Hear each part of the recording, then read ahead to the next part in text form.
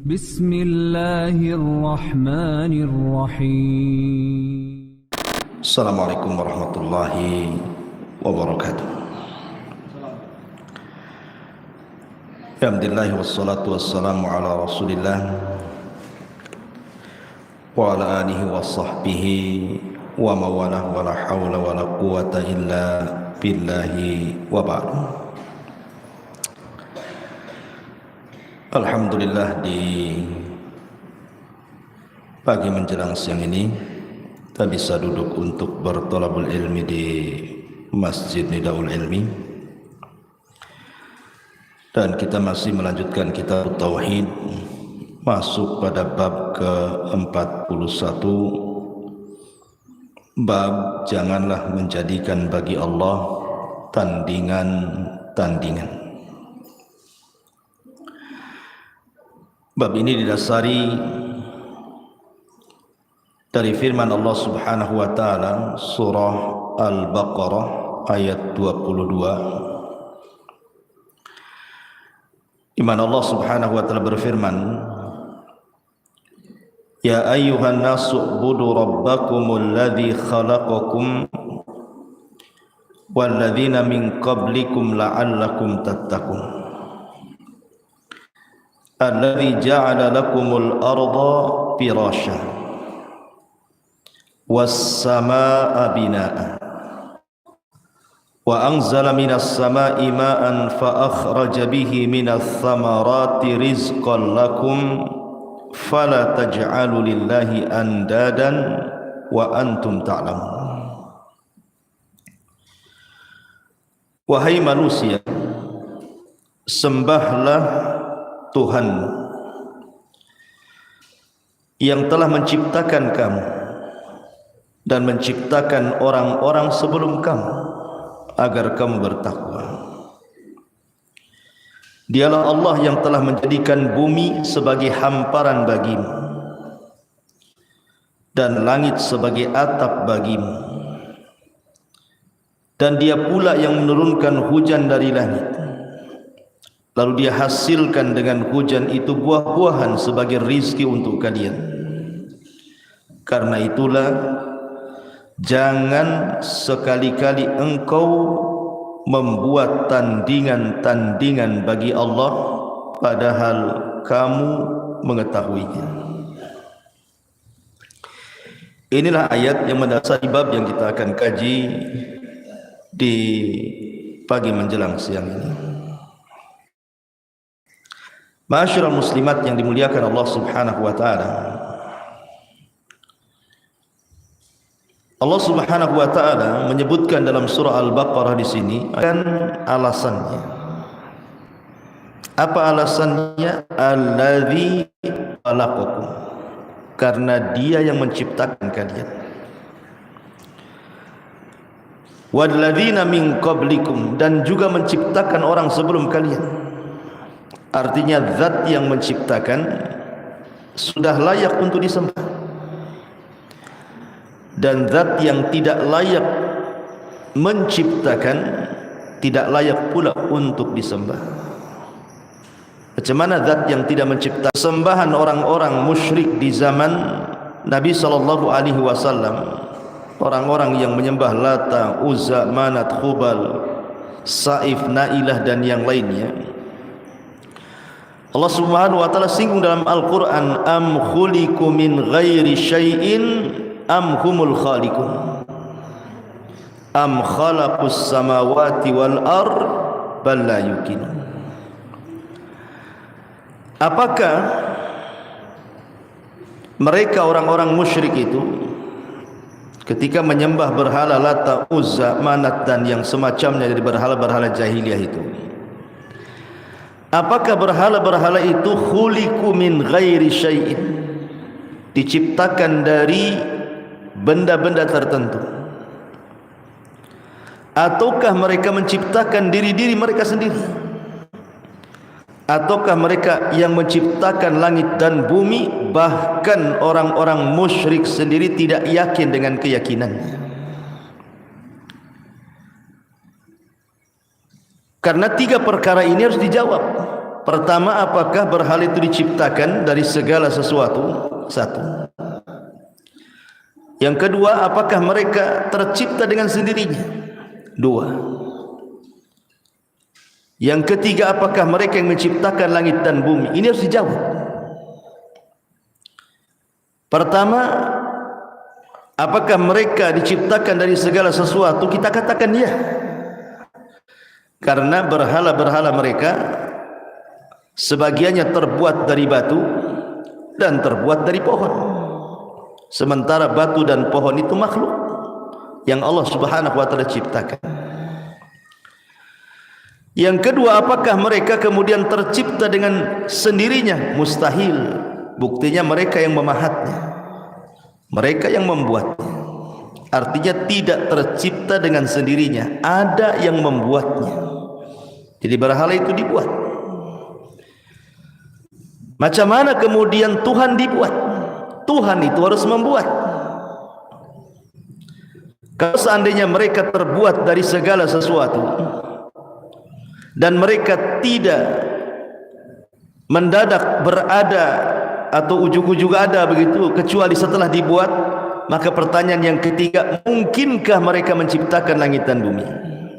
Sementara mereka dibuat dari benda-benda, mereka pun dicipta manusia, mustahil menciptakan langit dan bumi. Makanya di ujung ayat Allah katakan balla yuqinun. Orang musyrik sendiri loh tidak yakin dengan keyakinannya. Tetapi Allah Subhanahu wa taala yang kita sembah ini betul-betul zat yang menciptakan kita, menciptakan alam semesta. Maka sudah wajar kita menyembah Allah Subhanahu wa taala. Makanya di sini Allah Subhanahu wa taala ingin terangkan kenapa Allah Subhanahu wa taala pantas disembah dari 5 perkara.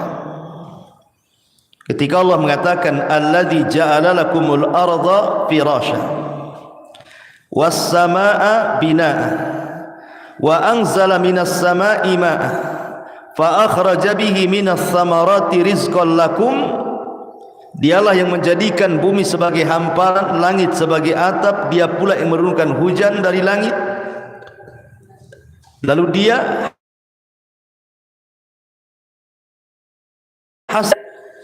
fataj'alu lillahi andadan wa antum ta'lamun.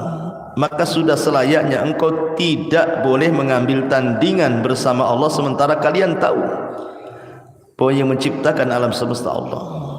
Perhatikan 5 perkara. Ulama mengistilahkan 5 perkara itu. Yang pertama al-ijad, yang kedua al-i'dad, yang ketiga al-imdad, yang keempat al-irsyad, dan yang terakhir al-is'ad. Sebab 5 perkara inilah wajar kita menyembah Allah Subhanahu wa taala. Saya ulas satu-satu. Pertama al-ijad. Ijad itu artinya yang menciptakan, yang mengadakan, yang membuat, itu disebut ijad. Sebelum Allah Subhanahu wa taala menciptakan Adam dan anak turunannya, Allah Subhanahu wa taala sudah menciptakan langit dan bumi dan alam semesta ini. Untuk siapa Allah ciptakan langit dan bumi itu? Untuk kita. Sebelum kita diciptakan loh, Allah sudah menyiapkan tempatnya, bahwa kita akan tinggal di bumi. Allah ciptakan bumi. Ini satu. Yang kedua, setelah Allah Subhanahu wa taala ciptakan bumi untuk kita, baru Allah Subhanahu wa taala yang kedua al-i'dad. Apa i'dad itu? Menyiapkan fasilitasnya. Ada hutannya, ada lautnya, ada sungainya, ada gunungnya, ada kebun ladangnya, ada tanah yang bisa dihuni, ada tanah yang tidak bisa dihuni. Allah sediakan fasilitasnya. Allah sediakan tentang binatangnya, Allah sediakan tumbuh-tumbuhannya, mulai biji sampai buah-buahnya. Allah sediakan semuanya. Ini namanya al-i'dad. Ini manusia belum dicipta, sudah disiapkan tempatnya. Yang kedua, disiapkan fasilitasnya. Setelah Allah Subhanahu wa taala ciptakan fasilitasnya, Allah membuat fasilitas itu tidak akan berhenti sampai di situ. Tetapi ada yang ketiganya yang disebut al-imdad. Apa imdad itu? Melanggengkan fasilitas itu. Tidak akan hilang fasilitasnya. Kita lihat contohnya pohon mangga. Satu pohon itu, Bu, terkadang bisa sekali musim. Satu pohon itu satu tahun anggaplah 2 kali musim. Satu pohon mangga itu bisa ribuan tuh jumlah buah mangganya itu. Anggap saja satu pohon mangga, kita katakan 1000 pohon mangga, 1000 buah mangga. Satu mangga itu 1000 buah mangga. Bayangkan dari 1000 mangga ini kan ada bijinya tuh. Orang Jawa Barat bilangnya pelok itu. Ada pelok mangganya itu, biji mangganya. Itu biji mangga kalau 1000 tuh 1000 buah mangga dari satu pohon mangga, kalau ditanam tuh jadi 1000 pohon mangga. Kalau tumbuh semua, anggaplah nggak tumbuh semua lah, gagal separuh, 500 lah jadi. Dari bijinya mangga itu jadilah 500 pohon mangga. Kalikan saja 500 pohon mangga, kalau sudah besar kemudian berbuah, menjadi berapa buah mangga tuh? Ribu lagi. Itu contoh, belum duriannya, belum pisangnya, atau ikan lah. Ikan itu kalau dia melahirkan anak-anak ikan itu bukan satu ikan satu anak ikan, tidak. Itu bisa ribuan ikan tuh. Itu dari satu ikan tuh. Itu telurnya bisa ribuan ikan tuh.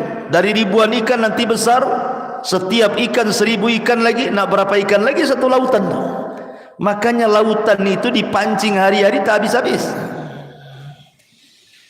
Itu namanya imdad. Allah perbanyak dengan cara seperti itu supaya keberlangsungan nanti manusia itu tidak akan punah, tidak akan kelaparan. Allah buat imdad, tidak berhenti nikmatnya itu. Kemudian cukup sampai di sini nikmat Allah? Tidak. Ada yang keempat yang disebut dengan al-irsyad. Apa irsyad itu? Irsyad itu Allah tanamkan insting kepada setiap manusia, bahwa tidak semua yang Allah Subhanahu wa taala sediakan fasilitas di bumi itu, contohnya umpamanya pohon, dedaunan, bebijian, buah-buahan, tidak semua bisa dimakan. Ada yang bisa dimakan, ada yang tidak bisa dimakan. Ada yang kalau dimakan sehat, ada yang kalau dimakan mati karena beracun. Manusia punya insting, bisa membedakan, oh ini tidak boleh buah ini dimakan nih. Ini kalau dimakan mabok nih, kayak kecubung umpamanya kan. Dari mana kita tahu kalau makan kecubung banyak-banyak mabok gitu? Kan ada insting manusia karena pernah nyoba orang itu. Oh ini nggak boleh dimakan nih. Oh kalau anggur, oh anggur satu bakul nggak akan mabok, kecuali diperas jadi anggur betulannya. Kalau buah anggur ya nggak akan mabok ya, kecuali yang sudah dibotolin itu cap anggur, lebih beda itu ya. Jadi manusia itu diberikan insting untuk bisa membedakan mana makanan yang bisa dimakan, mana yang tidak. Ini kan karunia Allah. Coba kalau nggak dikasih insting, banyak orang mati salah makan. Dedaunan ada yang bisa dilalap, ya kan? Daun kangkung, daun bayam, kol bisa dilalap. Sempat daun bambu dilalap, tak sobek semua mulut kita. Kan kita bisa membedakan, oh ini nggak bisa jadikan lalapan nih, oh ini bisa. Itu insting namanya. Allah berikan pengetahuan itu luar biasa. Ini akar-akar tertentu nih kalau diracik jadi obat nih. Ini kalau buah ini kalau dimakan ini bisa menyehatkan, ini vitamin A, ini vitamin B, ini vitamin D, dan begitu seterusnya. Manusia diberikan insting oleh Allah Azza wa Jal untuk menelaah, sehingga bisa membedakan mana yang bahaya, mana yang tidak, mana binatang yang bisa dimakan, mana yang tidak, mana buah yang bisa dimakan, mana yang tidak, dan begitu seterusnya. Kemudian yang terakhir, is'ad. Setelah Allah berikan irsyad, petunjuk, Allah berikan is'ad. Is'ad itu kebahagiaan. Bahagia manusia akhirnya di bumi ini. Allah sediakan fasilitasnya, Allah langgengkan fasilitasnya, Allah subhanahu wa ta'ala perbanyak fasilitasnya. Allah bisa mempertunjuk kita untuk memilah-milih mana fasilitasnya. Terakhir kita bahagia di dunia, bisa hidup tenang, bisa punya rumah, bisa punya ladang, bisa punya ini, punya itu. Bahagia, Allah berikan kebahagiaan. Coba dari 5 perkara ini, apa masih kita kufur kepada Allah subhanahu wa ta'ala? Makanya Allah subhanahu wa ta'ala mengatakan, ya ayyuhan nasu u'budu rabbakumul ladzi khalaqakum walladzina min qablikum la'allakum tattaqun. Wahai manusia, sembahlah Tuhanmu yang telah menciptakan kamu dan orang-orang sebelummu agar kamu bertakwa. Alladzi ja'ala lakumul arda firasya was samaa binaa. Ini namanya apa tadi? Ijad. Dialah yang telah menjadikan bumi sebagai hamparan bagimu dan langit sebagai atap. Allah ciptakan fasilitas, Allah ciptakan tempat dulu. Setelah Allah subhanahu wa ta'ala ciptakan tempat, wa anzala minas sama'i ma'an fa akhraja bihi minas thamarat rizqan lakum. Allah sediakan fasilitasnya, bumi terhampar, kita bisa jalan, kita bisa hidup, kita bisa buat rumah di situ. Kemudian Allah perbanyak lagi rizki-rizki yang Allah karuniakan dari makanan, buah-buahan, biji-bijian yang semacamnya. Rizqan lakum, untuk kalian makan. Kita bisa makan, kita bisa bahagia dengan rizki Allah itu. Allah hanya minta satu di sini. Fala taj'alu lillahi andadan wa antum ta'lamun. Jangan jadikan bagi Allah tandingan-tandingan itu. Kalau kalian tahu bahwa Allah telah menciptakan bumi bagi manusia, Allah sudah sediakan fasilitas di bumi untuk manusia, Allah perbanyak fasilitas di bumi untuk manusia, Allah berikan petunjuk di bumi untuk manusia, Allah berikan kebahagiaan untuk manusia. Pantas kita mencari tandingan selain Allah? Tidak pantas.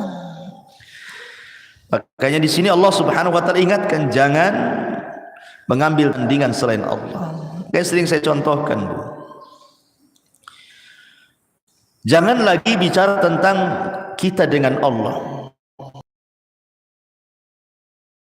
kutukan Allah. Kita bisa marah.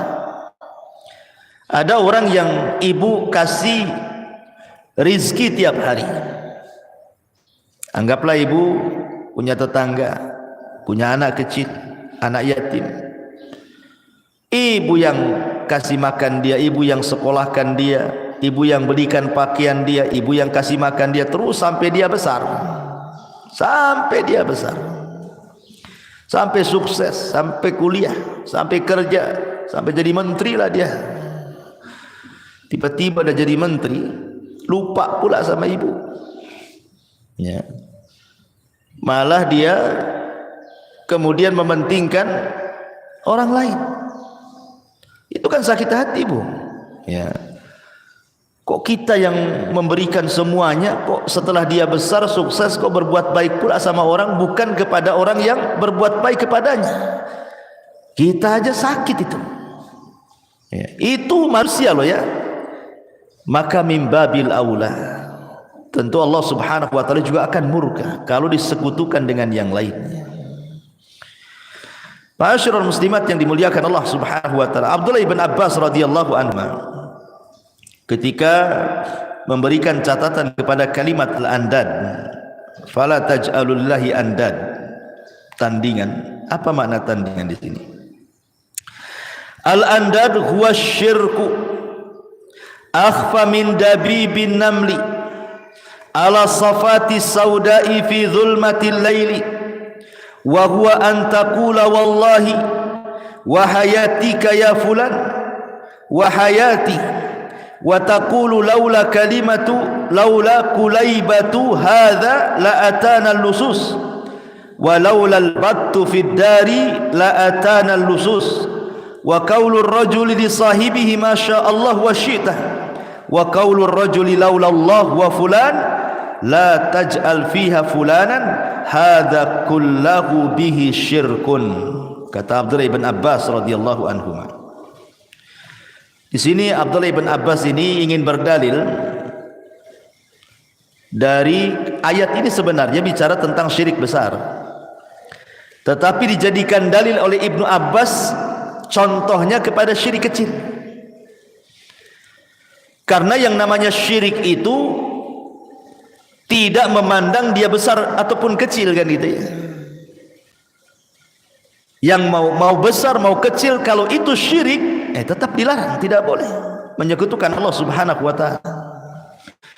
Jadi kata beliau, al-andad, membuat tandingan bagi Allah adalah syirik, di mana itu lebih samar untuk diketahui daripada rayapan langkah kaki semut kecil di atas batu hitam di kegelapan malam. Coba Bu, ada semut warna hitam, kemudian jalan di batu licin yang hitam, kemudian di kegelapan malam, nampak nggak tuh Bu semutnya tuh? Ya nggak nampak lah, jangankan semut, ibu saja kulitnya hitam, jalan malam-malam tak nampak, ya kan? Jangan ada lampu lah Bu ya, kalau ada lampu nampaklah mengkilat ya. Pokoknya malam-malam Bu, itu nggak nampak tuh. Gimana pula semut hitam di batu hitam di kegelapan malam, ya nggak nampak lah. Seolah-olah Abdullah ibn Abbas radhiyallahu anhu ingin mengatakan, begitulah samarnya kesyirikan itu.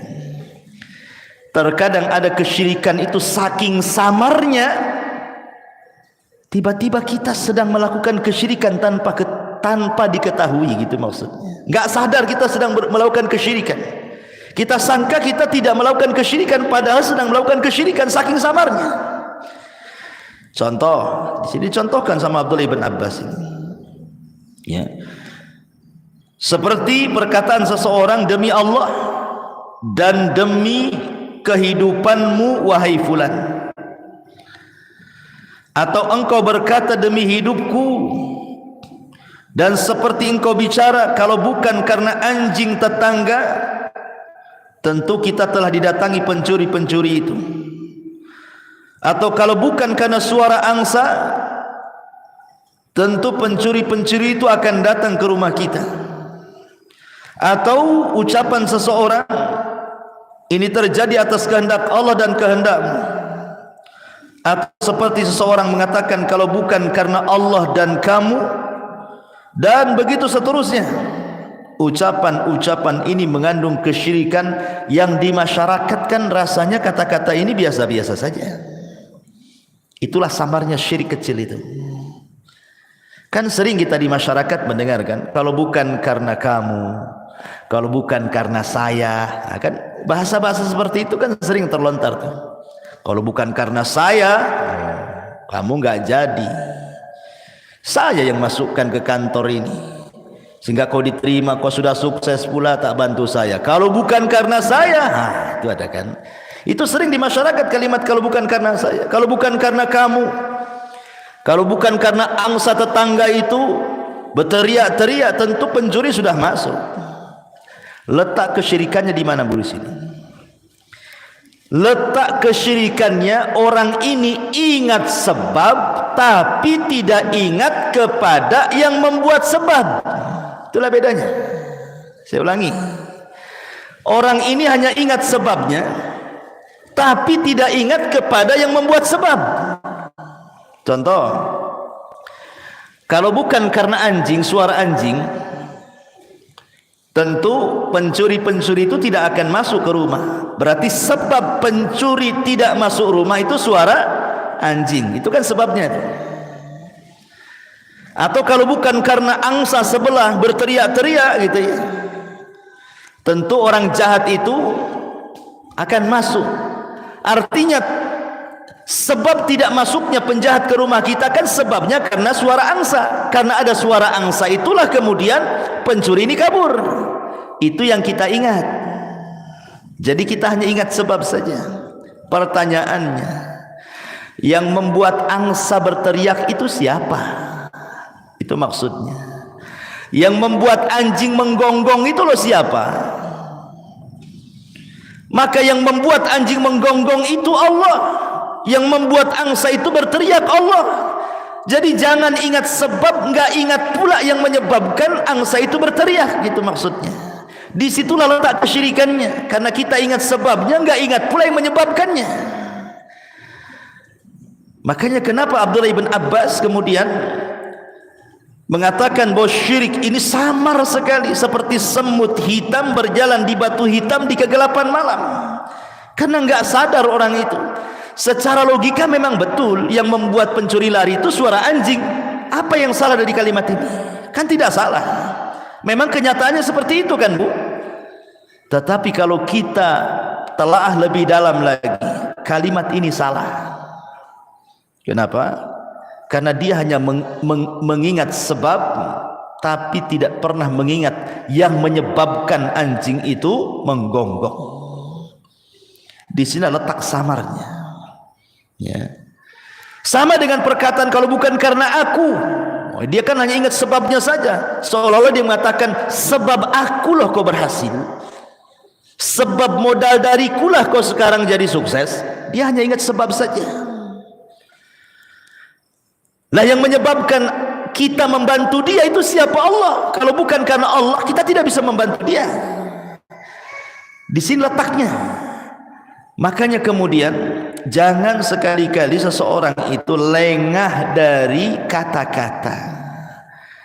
Karena ada sebuah hadis yang disabdakan Nabi SAW yang mengkhawatirkan hadis ini, menakutkan hadis ini. Kata Rasul, wa innal abda la yatakallamu bil kalimati la yulki laha balan yahwi sahibuha fi nari jahannam ab'ad ma bainal masyriqi wal maghrib. Terkadang ada seorang hamba melontarkan satu kalimat, dia tidak sadar kalau kalimat ini membuat Allah murka. Kan mengatakan kalau bukan karena suara anjing, tentu pencuri tidak akan masuk. Apa salahnya dengan kalimat ini? Dia tidak sadar kan? Dia mengatakan gak ada masalah dengan kalimat itu. Rupanya di balik kalimat itu ada kemurkaan Allah. Kenapa? Karena dia lupa yang membuat sebab, dia hanya ingat sebabnya saja. Apa kata Rasul? Yulki sahibuha fi nari jahannam. Allah akan masukkan pelakunya ke dalam neraka jahannam ab'ad ma bainal masyriqi wal maghrib, lebih dalam dibandingkan jarak timur dan barat. Lihat, satu kalimat bisa memasukkan orang ke neraka.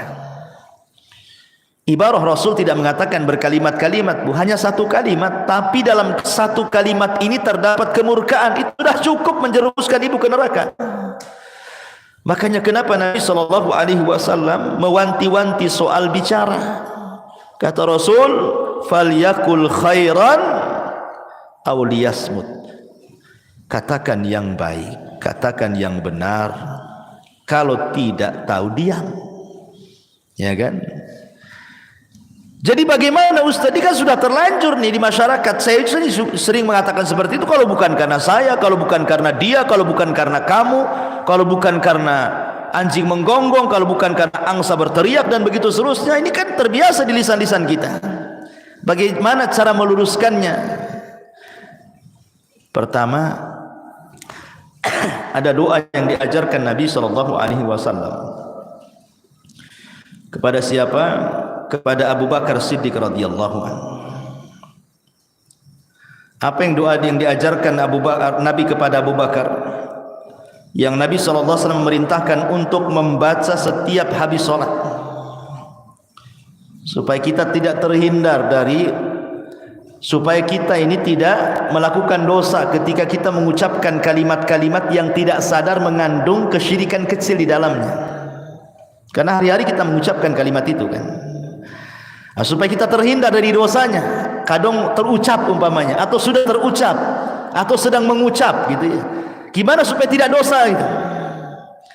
Maka berdoalah, Allahumma inni a'udzubika an usyrika bika wa ana a'lam wa a'udzubika bima la a'lam. Hafal bu doanya, kan pendek nih. Allahumma inni a'udzubika an usyrika bika wa ana a'lam wa a'udzubika bima la a'lamu. Artinya, Allahumma ya Allah, inni a'udzubika, aku berlindung kepadamu, an usyrika bika, untuk menyekutukan kamu, wa ana a'lamu, sementara saya tahu, wa a'udzubika, dan aku berlindung kepadamu ya Rabb, bima la a'lamu, dengan kesyirikan yang aku tidak tahu, atau mengucapkan saja ya. Maka sering baca doa ini supaya ketika kita mengucapkan tanpa sadar tidak berdosa. Tetapi sebaiknya ganti bahasanya. Gimana caranya bu bahasanya?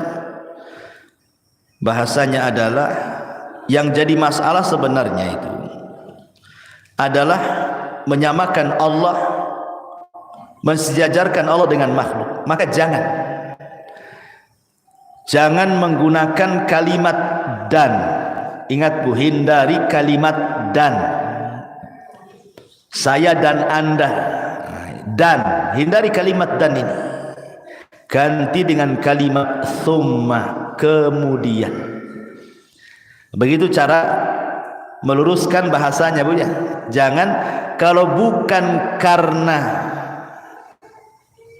Allah dan kamu, bukan begitu. Kalau bukan karena Allah kemudian, nah begitu ya bahasanya ya. Kalau bukan karena Allah kemudian kamu, tentu tidak akan terjadi seperti ini. Buang kalimat dan, ganti dengan kalimat summa. Atau kalaulah bukan karena Allah kemudian gonggongan anjing tetangga, tentu orang maling itu masuk ke rumah kita. Kalau bukan karena Allah kemudian suara angsa, tentu penjahat itu akan masuk. Biasakan dua kalimat. Satu, kalau bukan karena Allah, kemudian sisipkan kalimat kemudian. Itulah baru kalimat tauhid. Jangan lupa kalimat kalau bukan karena Allah. Yang kedua, jangan lupa kalimat summa, kemudian. Dua kalimat ini harus dijaga bu. Kalau bukan karena Allah kemudian si anu, nah itu yang benar bu ya. Karena kan sering saya contohkan pada kajian-kajian yang lalu, ibu naik motor hampir jatuh karena mau ditabrak. Selamatlah ibu, selamatlah motornya, selamatlah yang jadi sopir ibu. Kemudian ibu cerita sama tetangganya, aduh nasib baiklah itu sopir itu lihai, makanya tadi tak ketabrak, selamatlah aku. Sebenarnya apa yang salah dengan kalimat ini? Kan benar, tapi rupanya dalam tinjauan tauhid ini salah kalimat ini. Kenapa? Karena dia hanya menyebabkan keselamatan kepada sopir.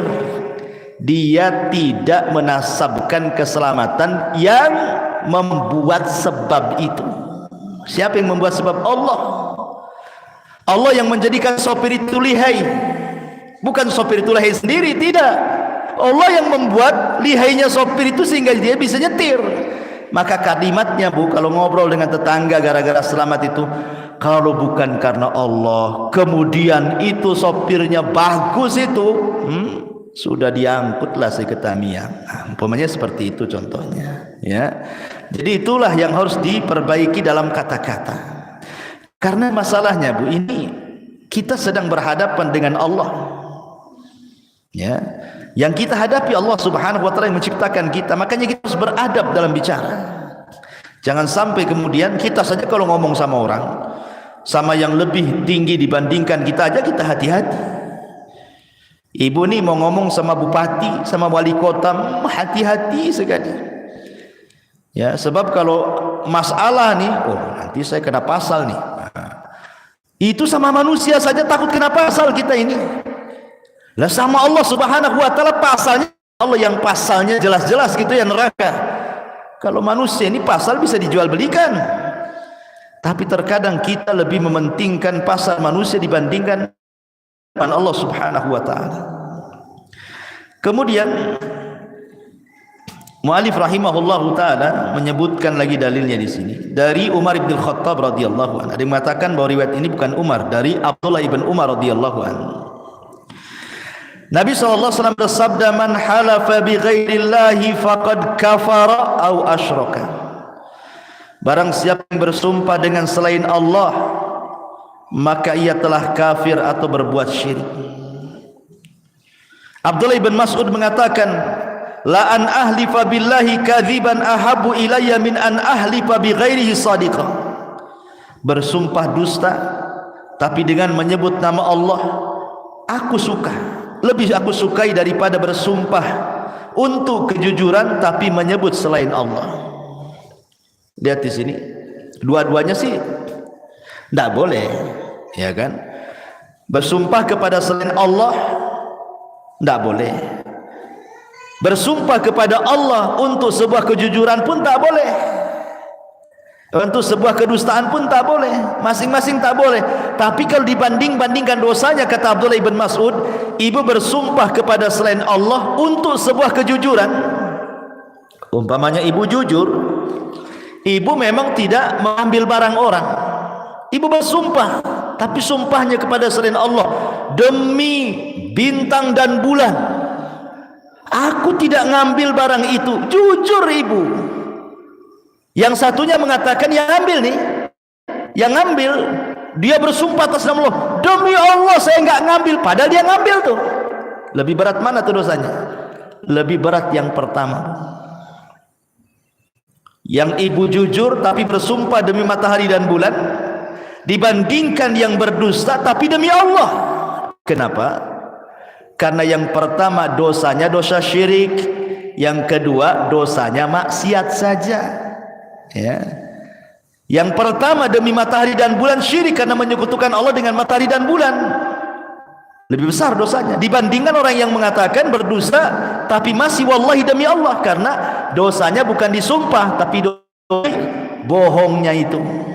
Nah, ini juga hati-hati. Demi cintaku padamu. Apa cerita ini? Kan ada tuh kayak gitu. Masa demi cintaku padamu dijadikan sumpah pula? Tidak boleh.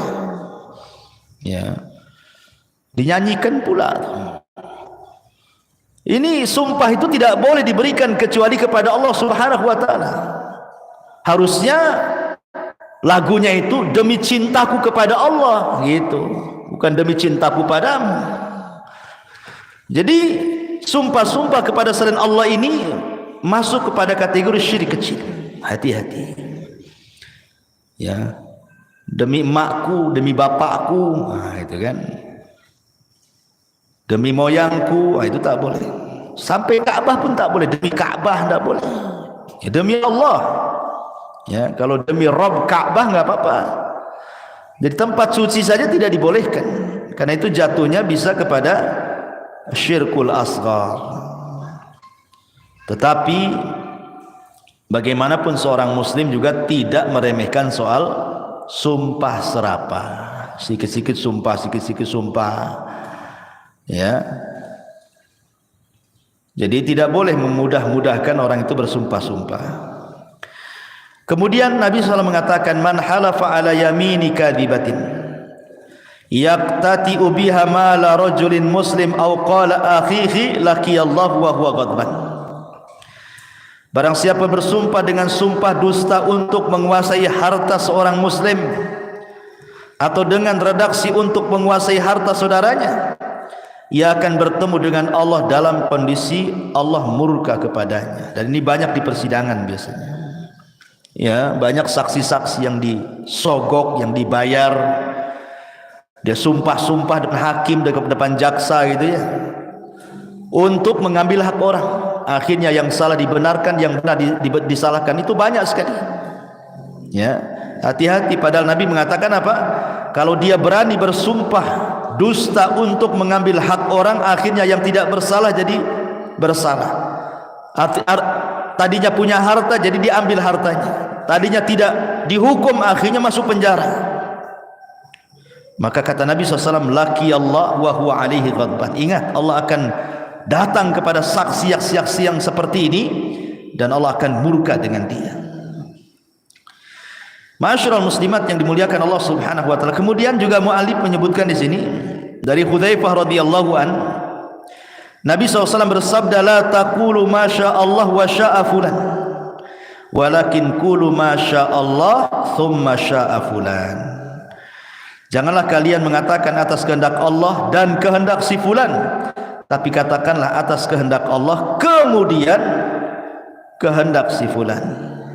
Diriwayatkan dari Ibrahim An-Nakhai, annahu yakrahu an yaqula a'udzu billahi wa bika, wa yajuzu an yaqula billahi thumma bika, aw qala wa yaqulu laula Allah thumma fulan, wa la taqulu laula Allah wa fulan. Kata Ibrahim An-Nakhai bahwa dia melarang ucapan aku berlindung kepada Allah dan kepadamu, tetapi katakanlah aku berlindung kepada Allah kemudian kepadamu, atau ucapan kalau bukan karena Allah kemudian fulan, tapi jangan dikatakan kalau bukan karena Allah dan fulan. Dari sini saya sudah jelaskan bahwa dalam berbicara jangan lupa dua kalimat, atas kehendak Allah, dan jangan pernah menyebut kalimat dan. Ganti kalimat dan itu dengan kemudian. Wallahu alam. Inilah di antara bab yang ke-41, bab janganlah menjadikan bagi Allah tandingan-tandingan. Taib, sampai di sini. Kalau ada yang bertanya silahkan kita buat tanya jawab.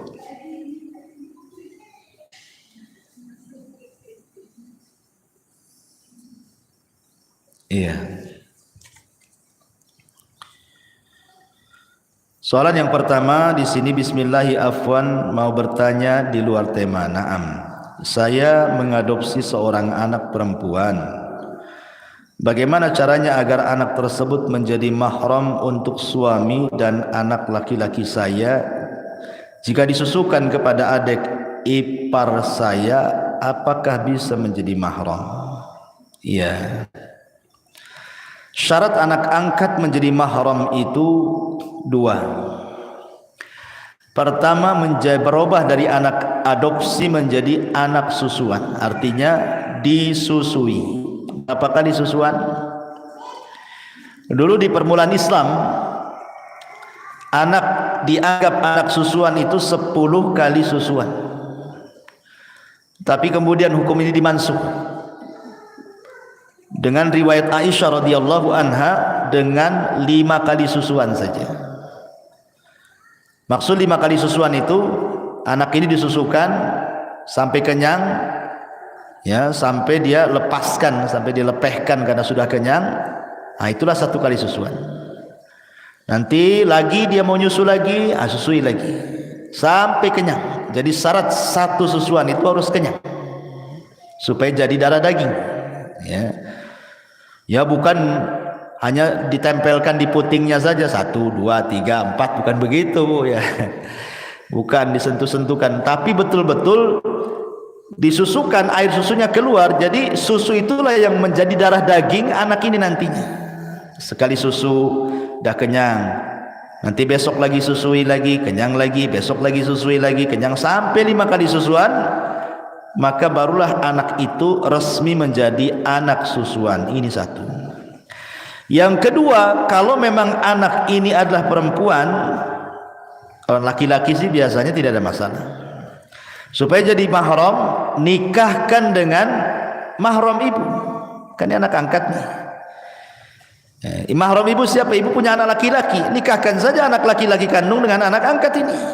Nah, jadilah mahram dia. Ya, anak angkat plus jadi menantu jadinya. Ya, itu jadi mahram tuh.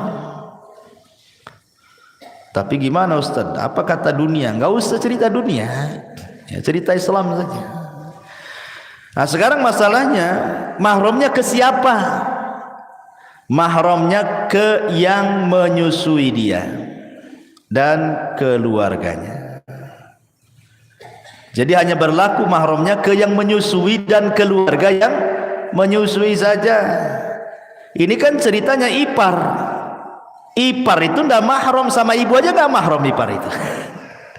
Jangan lagi cerita anak susuan, Bu. Ipar lo nggak mahram.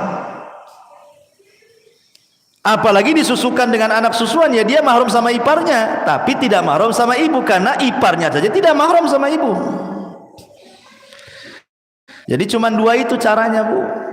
Anak angkat menjadi anak yang ada hubungan mahram cuma ada dua cara, disusui jadi anak susuan atau dinikahkan dengan yang ada hubungan mahram. Selain itu tidak ada.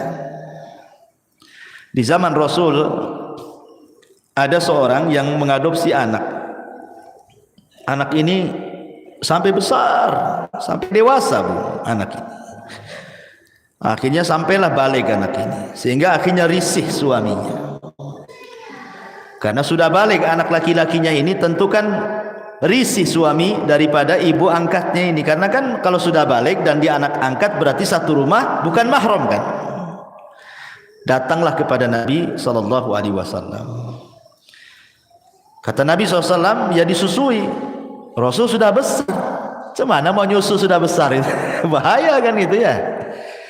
Maka Rasul menyarankan cara menyusuinya, ambil air susunya, disedot pakai alat, kemudian dimakan dengan roti, langsung diminum. Nah, gitu caranya. Ya 5 kali susuan, begitu caranya. Apakah kemudian riwayat ini khusus kepada sahabat ini? Karena ada sebagian yang membatasi anak susuan itu bisa menjadi mahram kalau dia belum balik. Ya, disusuinya itu kalau dia belum balik. Kalau sudah balik tidak bisa dijadikan anak susuan. Tapi ada yang mengatakan bisa dengan dalil tadi, riwayat tadi. Kalau memang masalahnya kan biasanya keluar susu itu kan kalau ibu sedang hamil, sudah punya anak kecil gitu ya. Kalau nggak punya anak kecil kan nggak keluar tuh susunya. Walaupun disedot macam mana pun kan nggak keluar. Ya. Nah, gimana caranya gitu ya? Ya caranya seperti itu. Kalau tidak bisa disusui, atau ibu cari yang ada mahram dengan ibu, susui dengan dia. Pamannya ibu punya adik, adiknya bukan ipar, adik ibu, ya itu kan mahram dengan ibu tuh. Ya.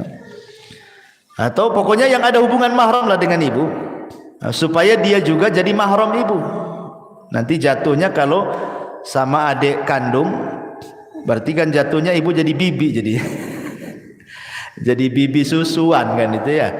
Tapi nggak apa-apa, ibu kan yang merawat dia, walaupun jatuhnya bibi kan ibu yang menjadi ibu angkatnya, gitu maksudnya ya. Nah, cara itu dengan cara apa lagi nggak ada. Apalagi disusukan sama tetangga, ya jadi anak tetangga lah. Ibu ya, ya wallahu alam.